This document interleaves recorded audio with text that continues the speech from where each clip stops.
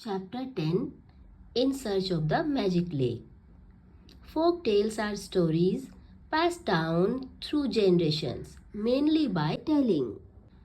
Folk tales include fairy tales, myths, and legends. Many hundreds of years ago, near Cusco, which is the capital of Incas, there lived a kind and pretty girl named Empata. Her parents, along with her two brothers, farmed the land as best as they could to serve their emperor, the Sun King.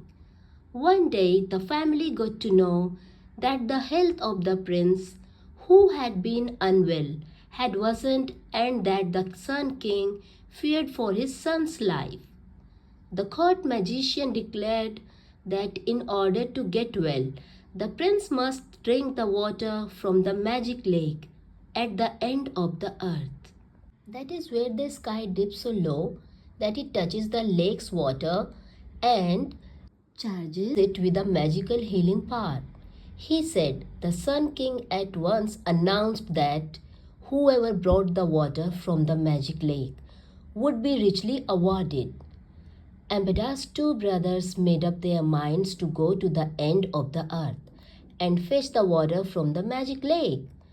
Ampeda's parents got worried and tried to stop the two boys. But our beloved prince will die, they cried. We must go.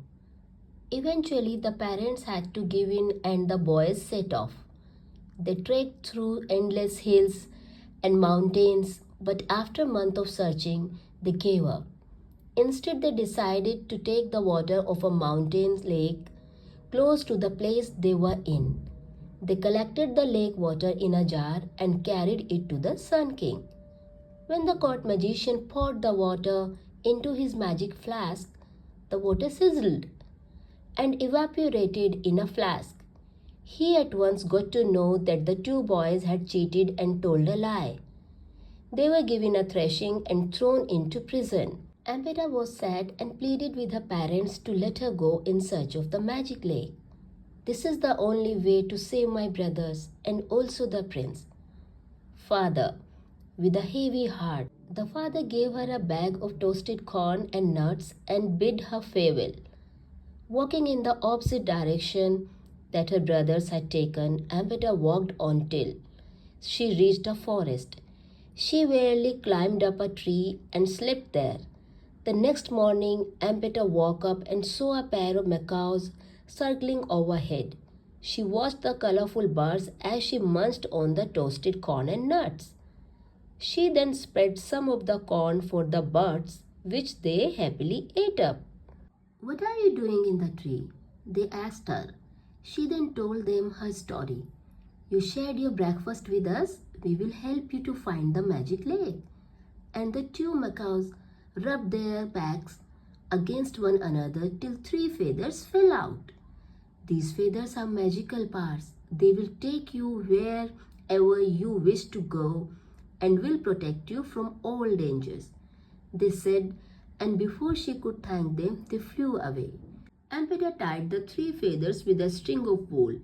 Then holding the fan of feathers before her, she said, Please take me to the end of the earth. Quick as lightning, she was lifted above the trees and held still she was flying over the Andes mountains. At last, she was lowered ever so gently onto the very last peak, and there it was, the sparkling magic lake. How happy the girl was! Just as she was about to bend to fill her jar with magic water, a giant rattlesnake seemed to fly towards her. Horrified, Ampeta snatched the fan up before her face and closed her eyes. A loud thump, and she heard the deadly snake collapse on the ground. The next moment, a huge scorpion came from behind. Once again, the brave girl quickly raised the fan, and as soon as she did so, the scorpion fell down dead. Now Ampeta hurriedly filled her jar with water. Then, gripping the fan, she said, Take me to the Sun King's castle. Lo and behold, the next moment she was standing in front of the king and the magician.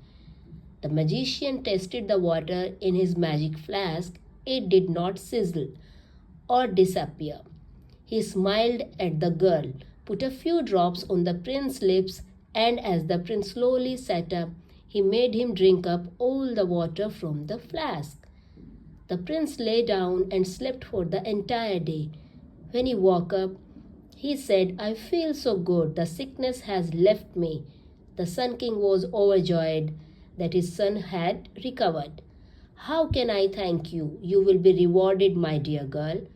"If you please, your majesty," said Ambedkar, "may I request that my brothers be released from prison? They must be sorry for their mistake. Also, kind sir, please grant my parents a large flock of llamas, alpacas, and enough land so that they are no longer poor." The king at once gave orders for the two requests to be carried out. Ambedkar thanked the Sun King, and as she returned to go, he smiled at her and told her that she must stay on in the palace for some time as their special guest. That was how Ambedkar and the prince fell in love, got married, and lived happily ever after. P.S. The feather fan is still safely kept with Ambedkar.